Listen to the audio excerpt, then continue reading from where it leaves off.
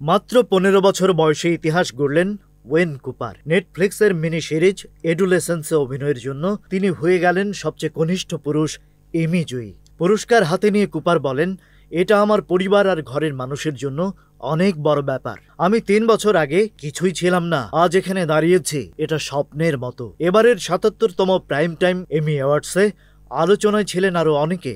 সেভরেন্স সিরিজের তারকা Tramell Tillman আর ব্রিট লুয়ার জিতেছেন বড় পুরস্কার, আর দ্য পিট ও দ্য স্টুডিও প্রাথমিক পর্যায়ে জিতেছে স্বীকৃতি। প্রতি বছরের মতো এবারও আয়োজন করা হয় who we lost slide show. স্মরণ করা হয় প্রয়াত তারকা ম্যালকম জামাল ওয়ার্নার, পরিচালক ডেভিড লিঞ্চ, সঙ্গীত কিংবদন্তি অজি অসবর্ন ও কুইন্সি জোন্স, অভিনেত্রী মিশেল ট্রাক্টেনবার্গ এবং অস্কার জয়ী ড্যাম ম্যাগি স্মিথকে।